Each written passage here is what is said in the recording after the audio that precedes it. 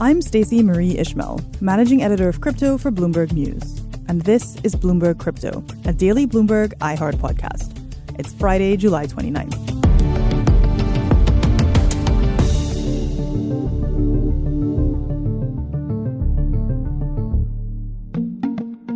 Those who are newer to the world of crypto might find themselves maybe intimidated by, maybe attracted by, the volatility, complexity, and frantic pace of an asset class that quite literally never sleeps.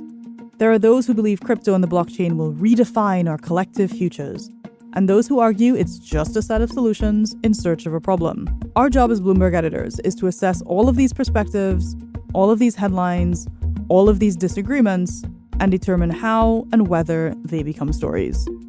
Welcome to another edition of Friday in the Editor's Room, a conversation with Bloomberg's crypto editors from around the world. It's a window into how we see crypto shaping markets and our culture. Joining me today, crypto senior editors Anna Irrera, who's based in London. I think maybe what would shock me would be if Michael Saylor sells his Bitcoins. That would be a shock. And Philip Lagerkranser, who's based in Zurich. One thing that really interests me right now is what the response from Singapore is going to be. Anna, Phil, thank you for joining us. Thank you for having us. I know we are all supposed to be doing all sorts of other work, so I appreciate you taking the time to be in the studio today. Anna, I want to start with you. You are our senior editor based in London. You have been at Bloomberg 5 minutes? Yes. 3 5 weeks? minutes and 5 seconds. There we go. Oh, almost fourth. I think this is the fourth week. What is time? What are some of the big things you've seen in terms of coverage out of the UK since you joined? Because I believe the UK government fell apart in like your first or second week here. It was the first week. Someone who was in training with me or was arrived the same day is covering the government. So I felt kind of privileged because at least I wasn't him. Because we were doing training at the same time and he was like, sorry, I can't show up. And it felt like he had a good excuse. So I also joined and crypto markets were not very calm. So I was worried because obviously I was not only somewhere else, but I was on mat leave for a while, that I would arrive and there would either be no market left or there would be so many things that I would need to catch up on. But obviously everything happened at once. And so I had to catch up in 2 days. And I feel like with crypto, because it's such a global story, you can sort of say what's happening here, but it's the same that's happening in New York too, or in Singapore. It's the firms may be based there or in the Cayman Islands or in the Bahamas, most likely, but you sort of don't really feel like there's a local story as much. So, you know, we've had to catch up on what was going with Celsius and 3AC. There's been facets of the story, the bigger stories everywhere, right? But obviously with the UK, the big thing now is like what's going on with the government and what does that mean for crypto? Because the previous cabinet was very much into regulating it but not in a negative way necessarily, but regulating and giving it a framework so that the sort of businesses can know what they can or can't do. And hopefully that would attract more crypto companies to the UK. This was the idea of having the UK be like the crypto technology capital of the world. Yes. Famously was the statement. Yes. And before that, it was being the fintech capital of the world. So there's always the sort of flavor of the world. 2 years or Yeah, nothing like empire. So when the government collapsed, like what in functional terms has that meant for crypto? Like, is it that the people who were in charge of creating that framework or that environment are no longer there? Is it that their staffs can't make any decisions? Like, what's the practical consequence of not having a prime minister? So I think obviously when there's a change of government, and me being Italian know this very well because we never have a government that lasts more than 5 minutes. It means like you kind of have to start from scratch when you're someone in industry in creating those relationships. So, you know, people that take over need to kind of catch up on what's going on if it's not something they've been familiar with. And, you know, crypto is a big deal for us, but it probably isn't for the world at large at this point still, and for governments. So maybe the people just that are there in the treasury need to catch up with what's happening. But also you sort of need to figure out whether they do care and whether they have other priorities. And in particular, the previous government had someone at the head of the treasury, Rishi Sunak, who's now running to be potentially the next prime minister, who was very active in this. And his sort of secondhand man, John Glenn, also was very active in the crypto industry. And they had all of these plans to attract more firms here. So we're waiting to see who will take over after Boris Johnson. It could be Sunak. And so then what does that mean for crypto? Maybe it's a good thing, or maybe not, because he's now going to be focused on something else. Right, so like the bigger practice, problems of the UK. Exactly, yes. Got it. And, Phil, you're in Switzerland, which I remember I was telling you I'm not even sure who runs Switzerland. It seems so calm all the time. But you're kind of coming at this from what's happening in Europe, and also because of the time zone that you and Anna are in, you do have a lot more overlap with the APAC time zone. To pick up on something that Anna said around, there are many elements of this that are a global story, and there are a couple of elements that are a local story. What are some of the things that you're seeing kind of more locally right now? If you would start with APAC, which is, an area that I'm also still very much looking after. Asia Pacific for the non-jargony people all the time. Indeed, apologies. Yes. If you start with Asia Pacific, I think that you're seeing almost the tail end of the crypto contagion playing out there. It's quite interesting. It started, we had Celsius, I believe, at the very start. 3AC obviously was probably the early mover. And yes, they are a sort of an Asian outfit. But it's come back now to companies. Many of them are based in Singapore, Vault, for instance, and also the Thai company ZipMex. One thing that really interests me right now is what the response from Singapore is going to be. We had 3AC, that 3 Hours Capital. 3 Hours Capital, that at least was registered there. And Vault, which is based there. Terraform Labs is based in Singapore. They have come out to say already that, look, we are going to be adding regulation to protect consumers. They've already got like a marketing ban from January on crypto. And so to the extent that Singapore will really come down hard on this sector now, I think that is going to be a very interesting development. I think the indications from the central bank there is that if retail investors, can't protect themselves, then the central bank is going to do it for them. So based on the people that, we have been speaking to in the industry, the overriding concern here is that Singapore will take a turn in the more sort of closed off or strict direction when it comes to regulations. And it's interesting, right? Because we're talking about jurisdictions that want to attract crypto, right? So how do you balance it out? Singapore was very much, I remember in my golden age with fintech reporting, was very much trying to attract fintech firms and position themselves as a great home for fintech. Because the theory is that then your financial sector remains competitive, right? So you can't attract them too much. Or if you do attract them, you have to have safeguards in place. So it's interesting to see if they'll swing the other way, as Phil was saying. So, and I'm hearing from you that the potential for crypto regulation in the UK, which is something we've talked a lot about on the podcast, including with our colleague Emily Nicole, has been more of a, shall we say, positive framework in the sense of they're figuring out how to make crypto work and, set it up that way. Phil, what I'm hearing from you, that Singapore is less than impressed with some of the things that have gone down recently, either by companies that were registered in Singapore, domiciled in Singapore, or otherwise had like Singaporean exposure and customers and clients.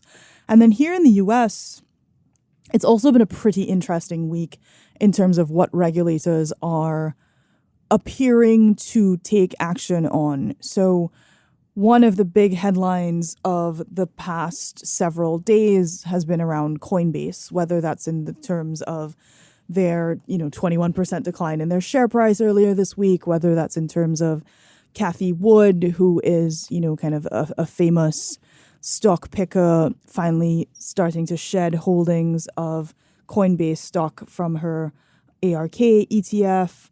But why is that happening? It's happening because the U.S. Securities and Exchange Commission here is now taking a pretty interesting approach to appearing to regulate the crypto industry through enforcement. And I think that's a little bit different from what I'm hearing from you, Anna, where it's not so much a we're shutting you down story. It's a we're going to figure out how to make this work. And Phil, Singapore is like, we'll see if there's an enforcement action. But in the US, people are getting arrested. And I think that took a lot of people by surprise. It certainly didn't help the Bitcoin price when the SEC, working with various other enforcement partners, issued an action against a former Coinbase employee for an allegation of insider trading. Now, going after insider trading is absolutely what the SEC does. Going after insider trading in crypto tokens freaked people out because what that suggested is the SEC was starting to define at least a limited number of those tokens as securities for the purposes of enforcement. And pretty much like every good crypto lawyer this week has been like, you know, writing statements, calling clients, being called by clients. The chief legal officer at Coinbase, you know, spun up a blog post in record time being like, this is why we don't think that these things are securities. We don't list unregistered securities on our platform. Be aware, Coinbase trades a lot more than Bitcoin. In fact, more than 150 different tokens are traded. And they're asking the SEC for clarity around the rules, even as they make clear that they don't think they did anything wrong here. If they were found to have traded securities, then the company may well have to register with the SEC as an exchange. So around the world, the regulation story does seem to be the one that is going to continue to dominate our coverage, at least for a minute. Yeah, I think what's really interesting about the US and the SEC is that they've been warning that some of these things are securities for a very long time, at least since the last crash, right? So I think people had lost hope that they would actually come in and enforce in a way that was significant around this. And they were sort of asking, the industry was asking, SEC, please give us the list of what is a token or what isn't. That way we know for sure. And they didn't. And so now they're starting to come in. The question I have is, which is, you know, Coinbase was allowed to list, and a lot of these assets were on their platform. So some people were maybe expecting that was sort of okay, then everything is fine with Coinbase because it's now a public company. And so it means that the things it listed had received a sort of tacit approval, or there wasn't anything, you know, there that was a security but didn't have the proper registration. So it's quite surprising that they did come in.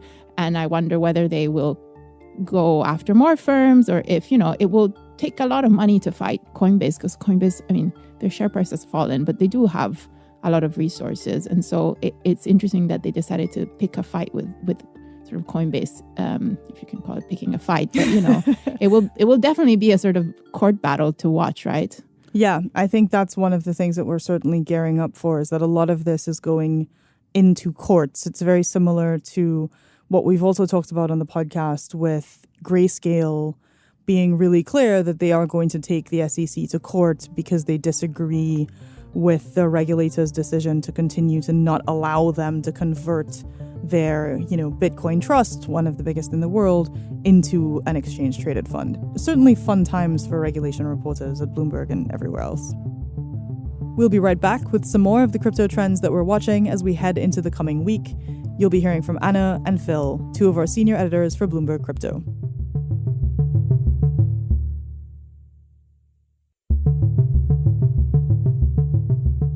Just as a kind of a closing question or a closing thought, I always get asked, what do you think is going to happen next? And my default answer is I genuinely have no idea.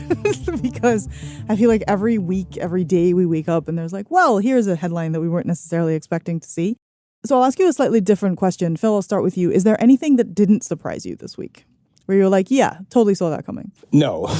Look, I think the South Korean investigation into Terraform Labs and its co-founder, Do Kwon, and its other co-founder now, Dalian Shin as well, they had telegraphed that, you know, something was coming on that. And we saw them raiding various exchanges and homes this week to collect evidence, I guess you could call it. I think that was telegraphed. I was surprised at the width and the scope of what they did. Other than that, I think there was a rough expectation that the contagion wasn't quite over. And so when ZipMix came out and said that, you know, they had frozen withdrawals, the name to me was surprising. It was a name that I was keenly aware of, but that there were entities out there that were nursing heavy losses from the contagion wasn't a huge surprise to me. But other than that, pretty much everything is always a surprise.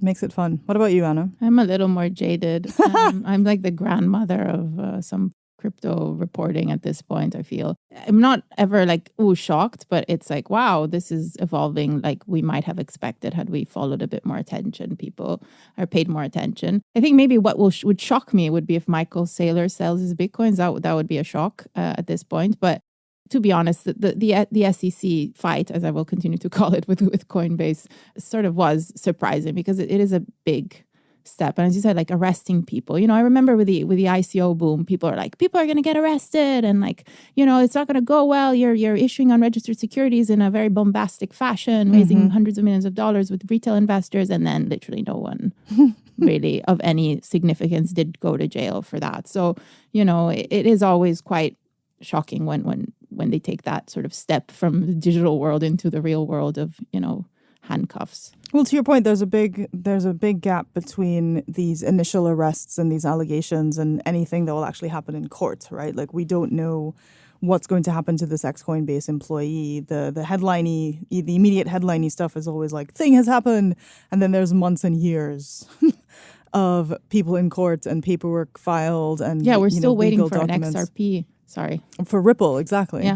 Yeah. So, well, the good news is we will be here to cover it and we will all carry on talking about it in the future. But thank you both for joining me here today. And, you'll be back on the pod maybe next week. Thank you. Thank you. You heard from senior editor Anna Irrera and senior editor Philip Lagerkranser. You can find all of our work in the Bloomberg terminal on Bloomberg.com, and we're all on Twitter. Anna is at Anna Irrera, that's IRRERA, and Phil is at Lagerkranser, elite member of the last name club. On the next episode of Bloomberg Crypto, in 2021 alone, cops in the US and UK seized billions of dollars of crypto assets from various different criminal busts. With so much money on the line and stakes only getting higher, enforcement agencies around the world have had to learn quickly how to spot these digital assets and take them out of the hands of criminals. Bloomberg reporters Ellen Milligan and David Voriakos will join me to discuss how the seizures of digital assets are transforming policing, both in terms of policy and protocol around the world. This is Bloomberg Crypto, a daily podcast from Bloomberg and iHeartRadio. For more shows from iHeartRadio, visit the iHeartRadio app, Apple Podcasts, or wherever you get your podcasts. Send us your comments, questions, or suggestions for the show to crypto@bloomberg.net. Or find us on Twitter, we're @crypto. The supervising producer of Bloomberg Crypto is Vicky Vergolina. Our senior producer is Janet Babin. Our producer is Sharon Barrero. Our producer is Mohammed Farouk. Our associate producers are Zanab Siddiqui and Ty Butler. Desta Wonderad is our engineer. Original music by Leo Sidran. I'm Stacey Marie Ishmael. Have a great weekend.